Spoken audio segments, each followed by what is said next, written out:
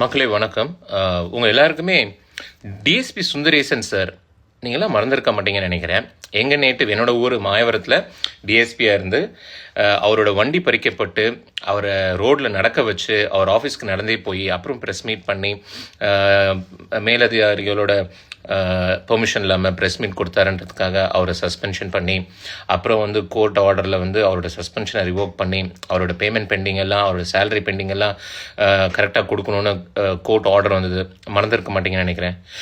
In fact suppose அவர் யாருன்னு தெரியாதவங்களுக்கு just இந்த வீடியோவை ஒரு ப்ரஷ் பண்ணிட்டு வந்துடுங்களேன். மயிலாடுதுறை டிஎஸ்பி சுந்தரேசன் கரெக்டா 6 மாதத்திற்கு முன்னாடி இந்த பெயரை கேள்விப்பட்டிருப்பீங்க. சரியா சொல்லணும்னா போன வருஷம் ஜூலை மாசம் 17ஆம் தேதி போலீஸ் டிபார்ட்மெண்ட்ல நேர்மையா இருந்த ஒரே காரணத்தினாலையும் பல முக்கியமான வழக்குகள்ல நேர்மையா விசாரிச்ச ஒரே காரணத்தினாலையும் அரசு தரப்புல இருந்து இவருக்கு வழங்கப்பட்ட காரை புடுங்கிட்டு நடு ரோட்ல விட்டாங்க. ஒரு மாவட்டத்துக்கான டிஎஸ்பி கார் இல்லாம ஆபீஸ் வரைக்கும் நடந்தே போறாரு. அந்த வீடியோ தான் அன்னைக்கு நம்ம பார்த்தோம். கிட்டத்தட்ட 6 மாசத்துக்கு முன்னாடி மேலிடத்துல இருந்து பிரஷர் தாங்க முடியாம பிரஸ் மீட்டையும் கொடுத்தாரு. அங்கதான் சம்பவமே ஆரம்பிக்குது. மேலதிகாரிகளோட பெர்மிஷன் இல்லாம நீங்க எப்படி பொது வழியில பிரஸ் மீட் கொடுக்கலாம்னு தலைவர் சுந்தரேசன் அவர்களுக்கு ஒரு சஸ்பென்ஷன் ஆர்டரை நேர்மைக்கு கிடைத்த பரிசா கொடுத்தாங்க. அந்த ஜூலை மாசத்துக்கு அடுத்ததா August, September, October, November, December, January, இப்ப என்ன பிப்ரவரி, அந்த சஸ்பென்ஷனோட சேர்த்து அந்த 6 மாசமா ஒத்த சம்பளம் கூட போடல. ஆக்சுவலா ஒருத்தர் சஸ்பென்ஷன்ல இருக்காருன்னா பாதி சம்பளத்தையாச்சும் போடுவாங்க, அதையும் போடல. நம்ம தலைவர் என்ன பண்ணிட்டாரு தெரியுமா? நீ என்னடா எனக்கு சம்பளம் போடாம இருக்கிறதுன்னு கோர்ட்டுக்கு போறாரு. கிட்டத்தட்ட 6 மாசமா இந்த அதிகார வர்க்கத்தோட போராடி நேற்றுக்கு தான், அது பிப்ரவரி 4ஆம் தேதி தான் நீதிமன்றம் டிஎஸ்பி சுந்தரேசன் அவரோட வழக்குக்கு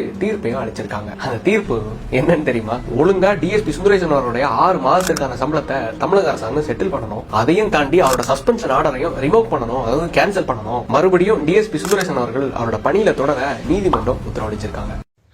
ஸோ அரசியல் ரொம்ப ஆர்வம் உள்ளவங்க, அவரை பற்றி தெரிஞ்சவங்களுக்கு நல்லா தெரியும். Is such a sincere person, such a hard working person. யாருக்கும் எதுக்கும் வளைஞ்சு கொடுத்து போக மாட்டார். நியாயம்னா நியாயம், நேர்மைனா நேர்மை, அப்படி இருக்கிற ஒரு பர்சன். நானும் அவரை பற்றி நிறைய படிச்சிருக்கேன், நிறைய தெரிஞ்சிருக்கேன். என்னோட நேட்டிவ்ங்கிறதுனால எங்கள் ரிலேஷன் சொல்லி, அப்பா சொல்லி நிறைய விஷயங்கள் கேள்விப்பட்டிருக்கேன் அவரை பற்றி. சச் அ ஹானஸ்ட் பர்சன் அப்படின்னு கேள்விப்பட்டிருக்கேன். ஸோ இப்போது அவர் என்ன பண்ணுறாரு அப்படின்னு தேடி பார்க்கும்போது is still not allotted posting. அவர் இன்னும் ஜாயின் பண்ணலை அப்படின்னு கேள்விப்பட்டேன்.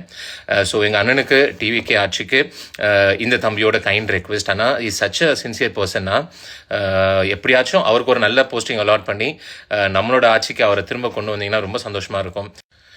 எல்லாருக்கும் போஸ்டிங் கொடுத்துட்டு இருக்கீங்க. அதே மாதிரி இன்னும் நிறைய சின்சியர் ஆஃபீஸர்ஸ் இருக்காங்க சுந்தரேசன் சார் மாதிரி. அப்படியே உங்கள் டீம் கிட்ட சொல்லி அந்த லிஸ்டெல்லாம் ரெடி பண்ணி எல்லாருக்கும் ஒரு நல்ல போஸ்டிங் அலாட் பண்ணிங்கன்னா ரொம்ப சந்தோஷமாக இருக்கும். அண்ட் நீங்கள் எல்லா பால்லையும் 6 அடிச்சுக்கிட்டே இருக்கீங்க. கதறிட்டு தான் இருப்பாங்க விஜயனா, பின்றீங்க. And every stroke is a master stroke. ரொம்ப இம்ப்ரெசிவாக இருக்குது, ரொம்ப இன்ஸ்பயர் பண்ணுறீங்க எங்கள் எல்லாரையும். Keep doing that. Thank you so much. இவங்க பேசினதை பத்தி நீங்க என்ன நினைக்கிறீங்க அப்படிங்கறத மறக்காம கமெண்ட்ல சொல்லுங்க. அண்ட் இது மாதிரி அப்டேட்டுக்கு சினி ஸ்டாட்டிக்க சப்ஸ்கிரைப் பண்ணுங்க.